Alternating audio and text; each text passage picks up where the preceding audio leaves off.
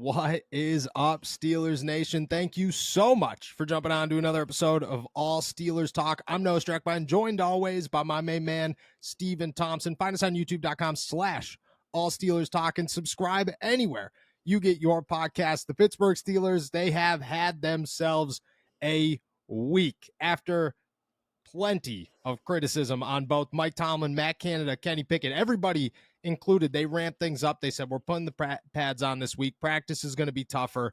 Najee Harris had some very interesting words about his teammates and the coaching staff and the criticism from the outside noise. We'll dive into that on top of two, I want to say, bold predictions from the Pat McAfee show that are definitely starting to circulate around the internet. Our keys to victory for Sunday's game against the Baltimore Ravens, our picks, and a pretty significant injury that we're going to start the show off with. But first, it is a beautiful day in the Berg. Just as you said, and we talked Wednesday and said, oh man, I think it was your words. You said fake fall is over. Well, it's 95 degrees all week since you've said that. So I blame us.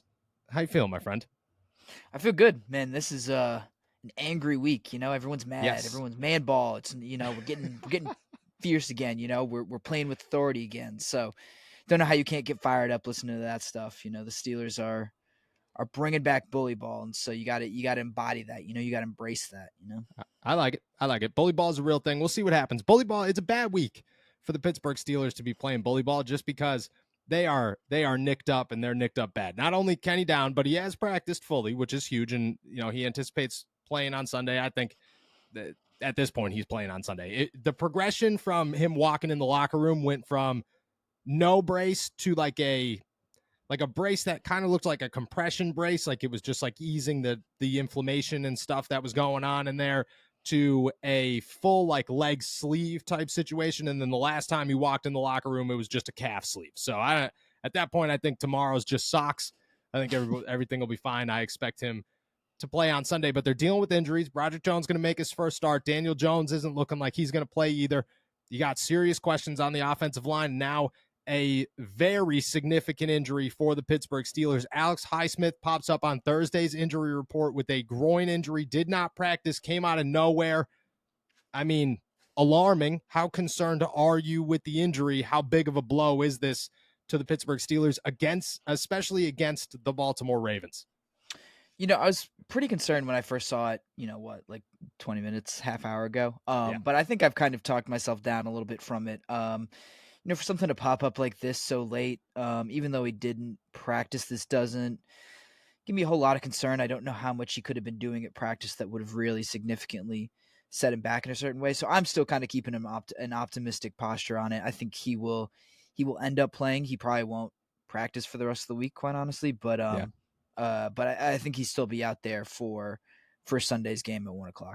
Yeah, I don't look at Alex as a guy that needs to practice in order to play. I think that at this point, is if they could toss him out there, they're going to toss him out there. I also kind of look at it like, just like you said, like it popped up out of nowhere. So one of two things: either it is very significant, just happened, and that's very worrisome, or it's just kind of like the groin was bothering him. He decided to sit one out after a physical practice on Wednesday. They came back, and on Thursday, we're just like, okay, let's keep you sidelined. Let's not risk anything. Everything will be okay. Even if he doesn't practice Friday, like you said, I still think he's out there on Sunday. If something changes, I mean, that stinks. If it does change, if Alex is not out there, Marcus Golden, Nick Herbig, how much faith you got in those guys? Actually, a lot of faith, quite honestly. I thought Marcus Golden has been pretty good this season. Nate Herbig, I feel like you haven't seen a whole lot of him, but I'm still encouraged by what we saw during the preseason and early on in his career. So I think they'll be able to pick up the slack just fine. Obviously, it's a huge step down from a guy like Alex Highsmith, but I think Golden and Herbig can both be serviceable, at the very least. Yeah, I agree. I put a lot of faith in Marcus Golden. I think he's having a great year. If he needs to start for a game, cool. Against the Baltimore Ravens, that's what stinks, is just because you got to get to Lamar, and you need as much pressure on Lamar as possible. That's how the Pittsburgh Steelers win these games, is to just make that quarterback uncomfortable. But again, I have faith in Marcus Golden. I think he's done a lot this season. I think if he played a whole game, I would expect him to make an impact. Like, it's not like years past where it's like, well, Alex Highsmith or TJ Watt's out. Let's toss in Jameer Jones or Derek Tushka. Like Marcus Golden's a proven commodity in this league. He's a proven player in this league. I think it's a guy that you could turn to 100%. Kenny playing, that's huge. Offensive line issues, like we said, the Steelers did ramp it up. They got physical this week. They said, like you said, bully ball's coming. We got to stop playing soft, as Najee Harris put it. He had some very interesting words over the week. He came out and, well, he was very straightforward. This is not the coach's fault. This is not Matt Canada's fault. Everybody out there being ridiculous. He called the media out like 4 or 5 times, just saying, do y'all know football? Do you all know how football works? This is just one of his quotes. Quote, the coaches can only coach. At the end of the day, we've got to do what we have to do. I see everybody talking about the coaching stuff, about playing calling. Like, bruh, do y'all know how football works? Coaches can only coach. And then he kept going, we can't just keep looking at coaches as an outlet or whatever y'all are putting out there as an outlet. That's just stupid what y'all are doing, really. So I think his words were straight at the media, straight at, guys like Stephen A. Smith going up 3 decimals talking about Matt Canada, which was hilarious. Ryan Clark, a lot of former players blasting the offensive coordinator, and probably ourselves included in that mix as well. Do you agree with them? Did you hear Najee's words and say, yeah, Naj, you're making a lot of sense, or did you have other thoughts? Well, I think Najee's maybe misconstruing what the conversation's about. Yes. I think he sees it as us trying to find someone singularly to blame, when it's really, okay, who's most to blame and where can changes be made, And offensive coordinator right now, like where the Steelers stand, is probably the easiest place for them to make a major change. It's easier than switching out the head coach. It's easier than switching out the roster wholesale. Like, everyone does have their fair share of blame to shoulder, but like I said, if we're thinking about midseason adjustments, there's some clear places where you can look for changes to happen. Even if you don't think Kenny Pickett's the guy, like, you can't give up on a first-round pick in his second year, and you're not going to bench him for Mitch Trubisky, and there's no one on the roster that becomes a magical, plug and play upgrade for anyone on the offensive line. You can't just magically bring Deontay Johnson back, like, getting rid of the offensive coordinator, blaming the offensive coordinator is kind of the next logical step if you are thinking about where this team can feasibly make changes right now that will make an immediate impact and make enough of an impact for them to really turn this season around. So that's just, I think it's a different perspective, and I think Najee sees certain things in the media, and once it's hitting you from so many different angles and so frequently, when the whole conversation centers around what Matt Canada is doing wrong, you can kind of internalize that, and it can start to feel like, everyone is just looking solely at the offensive coordinator when everyone kind of has a role to play in this. Yeah, that's what I think. That, for one, if you do a quick Google search, and I think that's what happens, you know what I mean? I think players sometimes, they go on Twitter and they search their names, or they search the Pittsburgh Steelers, or they go on Google and they search these things, and friends and family are sending them stuff, and they just become aware of the situation, obviously.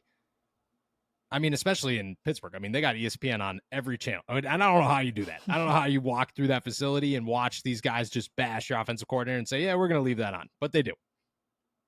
I think you're right. As a quick search, this was brought to my attention because I'm a player and I'm trying very hard to avoid it, but I can't always. You will only hear Matt Canada is the problem. You will not hear, everybody also thinks Kenny Pickett's the problem. Everybody also thinks your offensive line is the problem. Everybody also thinks the cornerbacks and the miscommunication on defense and the fact that TJ and Alex Highsmith did absolutely nothing against the Houston Texans and the run game on defense. Nobody hears all that. They just hear, well, Matt Canada is the issue. But quite frankly, you're spot on.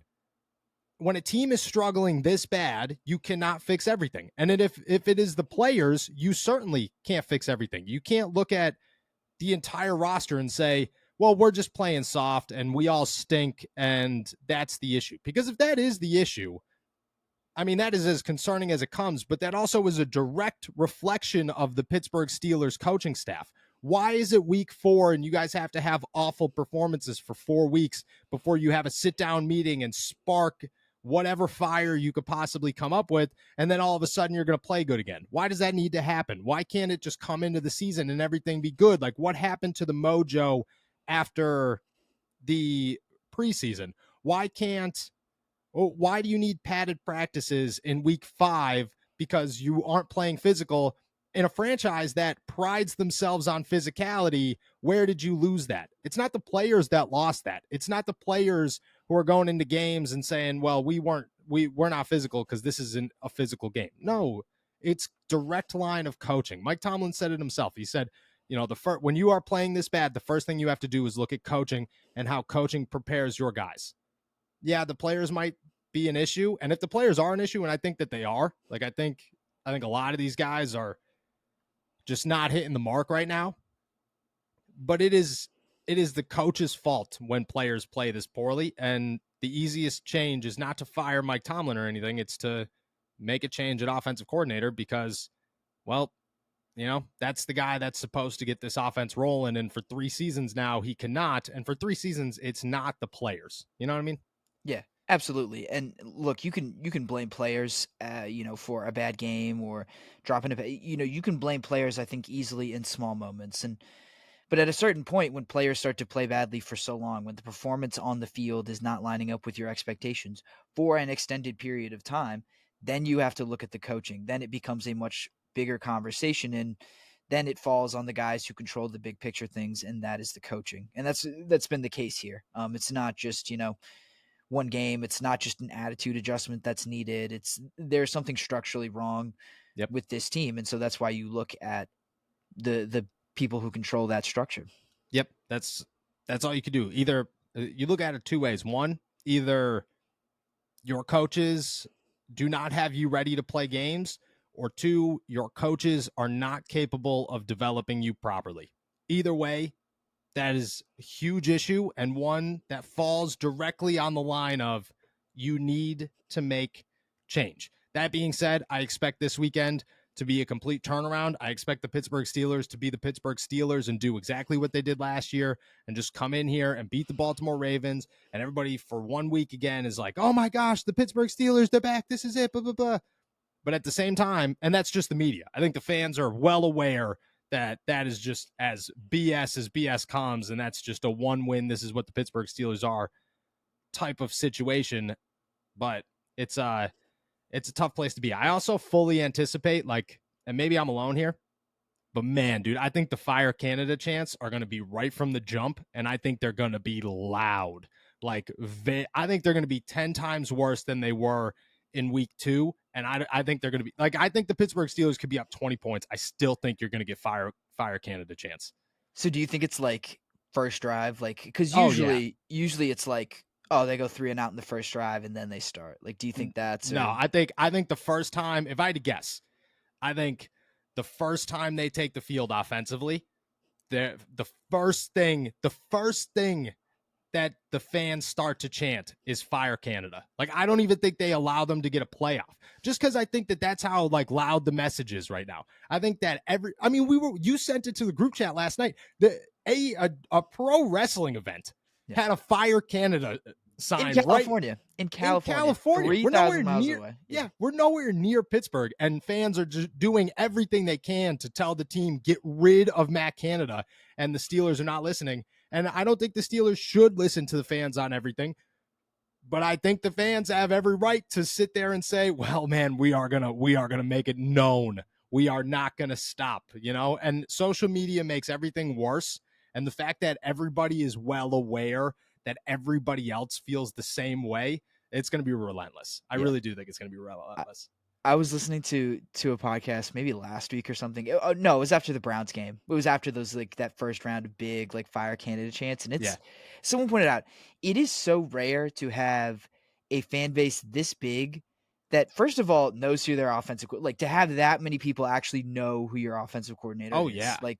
And then also know in unison that he is the problem. He's the universally recognized problem, Yep. And so just the dynamic, if it's a head coach, everyone will know who their head coach is. They'll know if their quarterback stinks and stuff like that. The offensive coordinator, that guy is a little hidden. He's from the very casual fan, but even the most casual fans in Pittsburgh know who this guy is and know that people don't like him. Dude, I'm gonna even one up this. Okay, so last night, me and my fiance Jillian are walking. We're just hanging out. We're just talking. Actually, we were walking over to dinner, and she's telling me about work, and she's a preschool teacher, and she works with she was in like the 3-year-old room or whatever, and they're going around and they're asking all the kids what they want to be when they're older, what they want to be when they're adults, and this one kid is wearing a Steelers jersey, and when they get to him, he says, "I want to be a baseball player." So they're like, "Oh, that's awesome, whatever." And then the little kid came over. He's like washing his hands. Jillian's helping him. And she says, "I thought for sure you were going to say you wanted to be a football player because of your shirt." And he said, "Well, I did, but Matt Canada and the Steelers stink." That's what he said to her. That's what he said to her. I swear. I was like, there's no way this kid knows who Matt Canada is. But he does, because there's 100% chance that his dad is sitting there watching this game every Sunday, losing his mind, yelling at Matt Canada on the television. And this kid's like, "Yeah, man, screw Matt Canada. He stinks." I lost it. I was like, there's no way. That's how there's no other fan base in the world where 3-year-old kids are like, "Man, fire the offensive coordinator." But that's where the Pittsburgh Steelers are. And there's going to be 3-year-olds chanting at home. Yeah, like, later that day, Canada.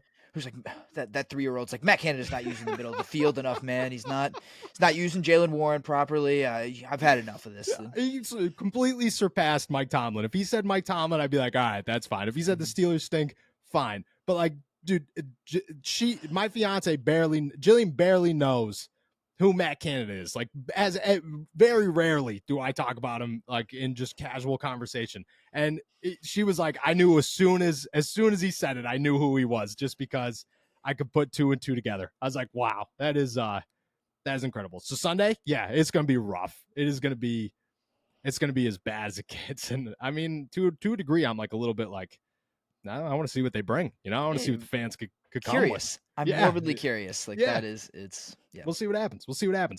What's up, guys? I have super exciting news to share with you. We have merchandise, from t-shirts, hats, sweatshirts, and hoodies, and plenty of designs, from Pickens to Pickett, Muth, Bleed Black and Gold, and of course, all of your All Steelers talk gear, all available at blackandgoldapparel.myspreadshop.com or on the store tab at our YouTube page. We cannot thank you guys enough. We would not be here without each and every one of you, and it feels awesome to be able to represent the AST brand and to spread that representation out to all of Steelers Nation. We know that you guys and us, we are one, and this has been one hell of a ride. Again, we cannot thank you guys enough. Check out everything at blackandgoldapparel.myspreadshop.com or on the YouTube page, or the store tab, on our YouTube page, to get all your AST gear and whatever t-shirts, sweatshirts, shorts, nutties, coffee mugs that you're thinking. Again, thank you guys. Going with the coaching here, and we'll stick with the offensive coordinator first. The Pat McAfee show dropped a couple of pretty big bombs that have made their way through the internet. One of them about the offensive coordinator. And, I think they all agreed collectively on the show Matt Canada wasn't getting the job done. They played a clip of Ben Roethlisberger and his reaction to the 4th down play, the 4th and 1 call. And Ben went off about how he just hated the call and it was ridiculous and blah, blah, blah. And then they brought up the point, well, the Pittsburgh Steelers need a new play caller. It's very difficult to find a play caller midseason that understands your offense and that you can make that switch soon enough and in a turnaround, in a turntable, in a timeline, there it is, quickly enough to actually make it work. Well, what about somebody who knows the offense, who spent a lot of time in this offense, who knows the plays and knows the players around him, and could come in here and just draw some plays up in the dirt and make things work? That player, obviously, Ben Roethlisberger. Offensive coordinator, Ben Roethlisberger. I mean, it won't happen. We know that. Should it happen? Should Ben Roethlisberger be considered as the next offensive coordinator for the Pittsburgh Steelers? I'll leave it there. Should he be considered?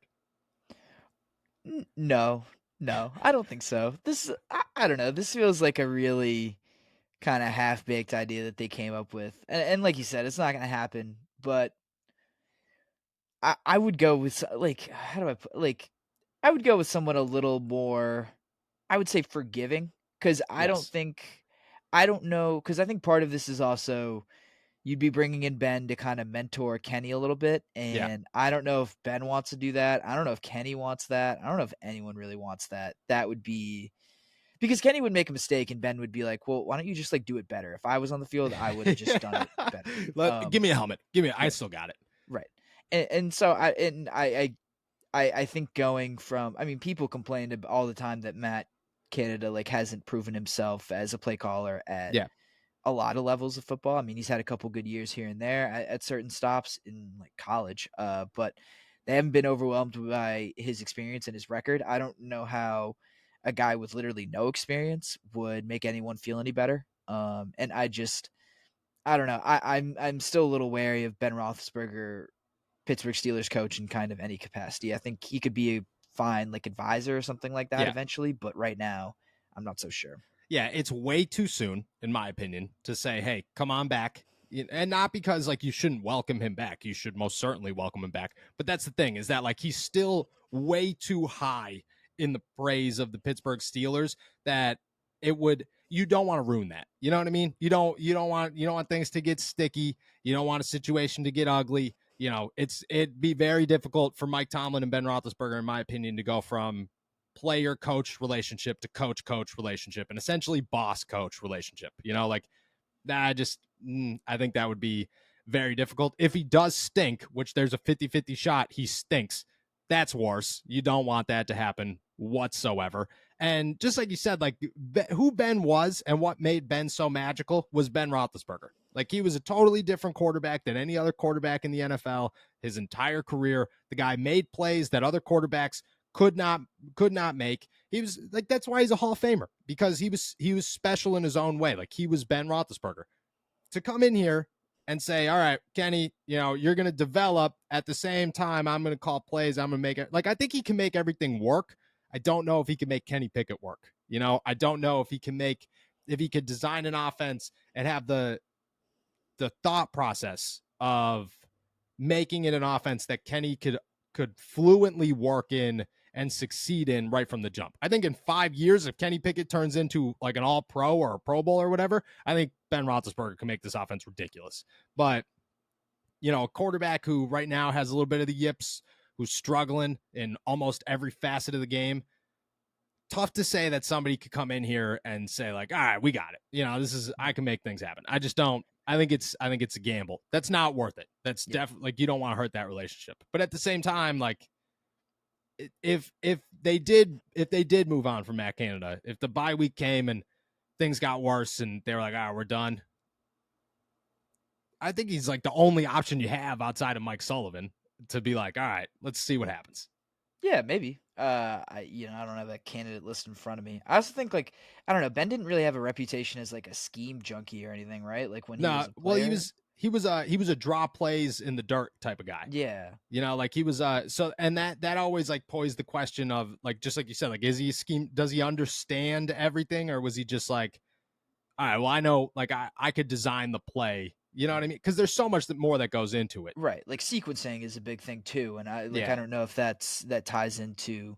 I mean, I guess that's kind of like, oh, they've been showing me this look all game, so like let's try this. So maybe I don't know. Maybe he has some ideas of how to draw up plays, but also I don't know, when someone's working against you so directly and working Yes. against your thought process when you put that on film, that seems like a different animal than just doing it on the fly. Yeah, I agree. Like you don't want the becoming a coach in the NFL is so difficult, and there's so much that goes into it that, like, you don't want it to be Jeff Saturday where he comes in Yes. here and Yeah. he's like, I got no idea what I'm doing. But don't get me wrong. If you, for like one game, if you brought Ben in and just sat him on the sideline and said, look at we're just going to bounce ideas off of each other, see what happens. I think if you gave him like half of a quarter or a full half or something, I think the Steelers are up 14-0. I think It'd be I think like they score. It'd be like how Kenny in college, his last offensive coordinator made him walk all the way over to the sidelines and then Yeah. go back to the huddle. Like Yeah. they'd have to do that every play, but Ben would be showing him like a Yeah. whiteboard or something that he's They'd have the whole huddle. The huddle would come to the sideline, and then yeah, they'd all run out and get ready. And they'd be yeah. like, all right, I got it. I just know my route. That's enough. Yeah. So will it work? I don't know. But it's definitely fun to think about. The other thing that the Pat McAfee show dropped was Mike Tomlin. They said that it kind of feels like, and maybe I should pull up the exact quote, but it kind of feels like right now this could be the beginning of the end for Mike Tomlin. I'm pulling it up here. There's a chance. Feels like there's a chance. Quote, it feels like this year, the reactions from the people that are normally on Tomlin's side, because there's always been detractors in Pittsburgh. Big word to be just tossing out there in the middle of a show. The people that are normally on his side seems like they're getting a little bit quiet. Could you imagine Art Rooney decides, all right, it's time to move on from Mike Tomlin. It feels like there's a chance for that this year, and I've never felt like that. It's getting hard. I think that's the point that I'm trying to make. All the people that have defended Tomlin, and I think we're part of that group, it's getting to the point where it's like, hey, you're the only human not seeing what everybody else is seeing here. You're the only one. And when it becomes that, and we appreciate him dying on his shield and everything like that, there might be some changes at the end of the year. So for starters, Pat McAfee, spot on with the Mike Tomlin dying on the shield and being the only person. I wouldn't say the only person because the players see it too, but the being so blinded from what everybody else in the whole world seemingly sees of what's wrong with the Pittsburgh Steelers, or where the big problem is with the Pittsburgh Steelers. I already know your answer to this, but do you think that there's any point to that? Do you think that, and how absurd is it to think, well, maybe Tomlin's done? Well, I think I think he might have a little bit of something with this could be the beginning of the end, because Okay. like I said, I don't think, like you said, I don't think Tomlin's going to get fired. I don't think he deserves to. I don't think that's the right move at this point. But I think at a certain point, it somewhere down the line, if the results kind of continue to play out the same way, if they continue on kind of the same track, there is a point where you say, look, thank you for everything you've done. You had a great track record here, but we just need to go in a fresh direction. Yep. And I think that would be a reasonable, like I said, a reasonable thing to say if this all kind of continues in the same direction. I mean, I think even if like you get another 2 years of like 9-8 or something, like at a certain point, you are aiming a little bit higher and doing more with less, kind of the stuff that Mike Tomlin has a good reputation for. That's just not going to cut it for this team in this moment when they think they have a Super Bowl caliber roster, you know? Yep. We're a long way from that. That's not like, I wouldn't even put that on anyone's radar right now. But, you know, like I said, if the results kind of continue to trend in the same direction, I don't think it's completely unreasonable to say, okay, well, Mike Tomlin's not a bad coach, but the Steelers might just need something different right now. Yeah. I think that if the Pittsburgh Steelers played more than 2 rookie head coaches this season, which that's all they played, D'Amico Ryans and whoever's in Indy. I don't know who's in Indy, but I know it's somebody new. Steichen, he's from the Eagles. Steichen. Yeah. There you go. If they played, and he might not even be a rookie anymore. This might be his second year. I don't know.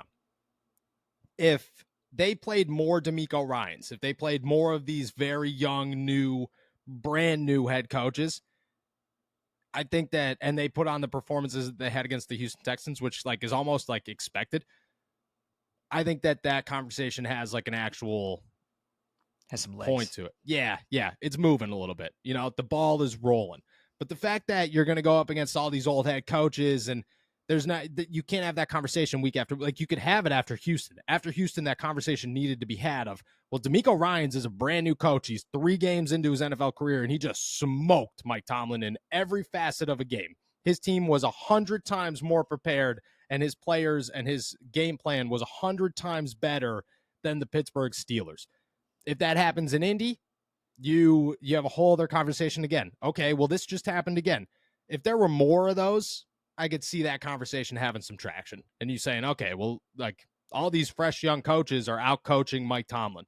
But the fact that there's only 2 of them, there's just not enough steam to generate. You know what I'm saying? And look, Mike Tomlin is definitely a huge contributing factor to the fact that Matt Canada is not getting fired. But Art Rooney is just as big and just as much of a part of that as anybody else. And if he's not even considering a change at offensive coordinator, what makes us think that at any moment he would consider a change at head coach? Like, it would never happen. It would just never happen. Now, the beginning of the end can mean a couple of things, and I think that you're right with that. Like, this could be the beginning of the end of the dominant Tomlin era, where it just slowly sinks more and more into, well, the team is struggling more and more. The outcomes are lesser and lesser. Maybe that starts to happen. But I think it's nearly impossible that the Steelers ever get rid of Mike Tomlin. I just don't think that's a thing. Winning another Super Bowl, I think that could be another conversation. Yeah.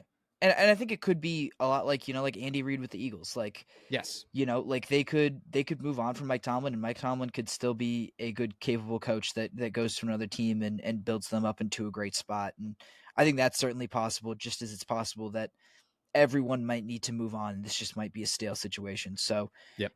Even if the Steelers do start to think about that, I don't think it's an indictment on his coaching ability. I think it just says something about the situation and where everyone is at right now.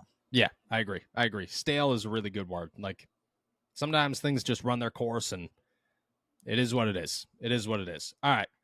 Last thing I want to talk about, the Pittsburgh Steelers. They host the Baltimore Ravens week 5. We are already 5 weeks into this bad boy. That is wild. Week 5 at Acrisure Stadium. The crowd's going to be nuts. But it is AFC North football. It is the Baltimore Ravens, the Pittsburgh Steelers and Baltimore Ravens. I don't care how bad either team is. I mean, we've seen some duels with Snoop Huntley and Mitch Trubisky, and they've been good times. So I expect a great game. Your key to victory heading into Sunday as Baltimore comes to town? Well, quite honestly, I'm a little bit more concerned about the passing defense than the run defense at this point. I think the run defense can be capable. I love the way that Keanu Benton is coming along. I thought DeMarvin Leal has done some good things, and there's room for improvement there, especially considering that TJ Watt and Alex Highsmith didn't really do anything at all in the last game against the Houston Texans. That's who they played. Yes. But like Levi Wallace and Pat Pete are who they are, and who they are has been pretty bad so far this year. I think you need more from them. I think you need more from Minka. I think you need more from the other safeties as well, and you need all that to make Lamar one-dimensional. I just trust their ability to stop the run if the back end of the defense holds up their part of their end of the bargain as well. Because we focused on the 139 rushing yards that the Texans got last week, but let's not forget they gave up like 115 yards to Nico Collins as well. Yeah. Like, it was not a sterling day for the passing defense either.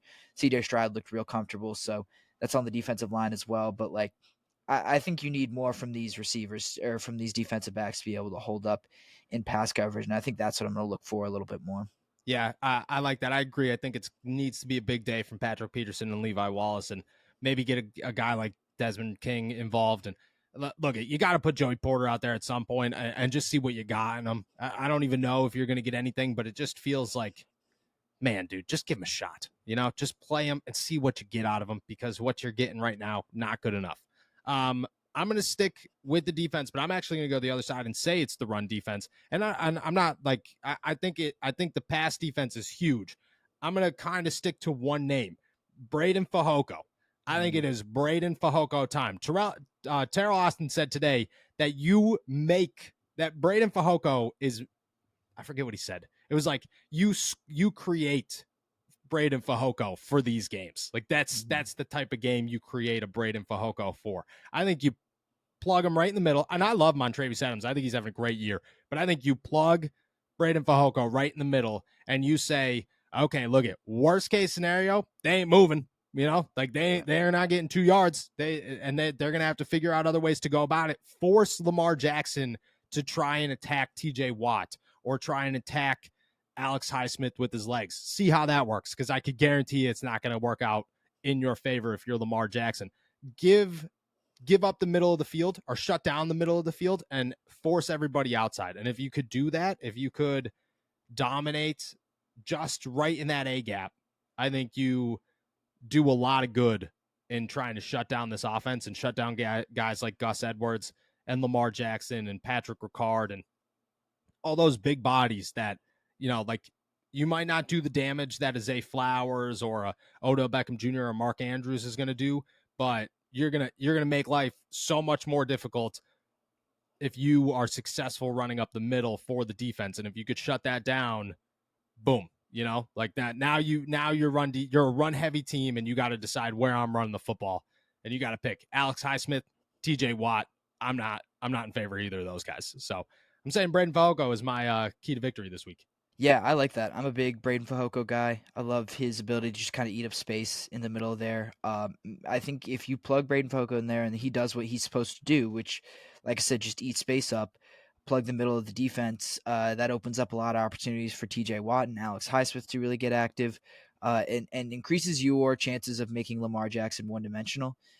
He's a much better runner than he is a thrower. He's not a bad thrower, but he's much more dangerous with his legs and much more electric with his legs. So I think you are much more comfortable with him sitting in the pocket maybe. And then also, again, just letting, if you're able to stop the run a little bit more, especially up the middle, that allows Alex Highsmith and TJ Watt to, again, pin their ears back and really do what they do best. So I love that. I would love to see more Braden Fehoko in there. I'm a big fan of that. Yeah. I talked to him today, and he said that they told him to prepare as if he's going to get a helmet. Very excited. Also said that he said the only game that would be better to make a Steelers debut besides Steelers Ravens would be the Super Bowl. And I was like, that's yeah, fair enough. That's a good one. All right.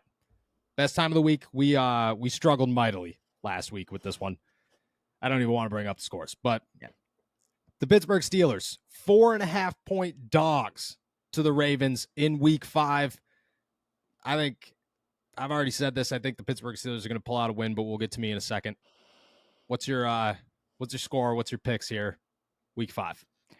For the first time this season, I'm going to pick against the Pittsburgh Steelers. I do not think they pull this one out. I got to see it, man. I think they can win this game. I think it's going to be close.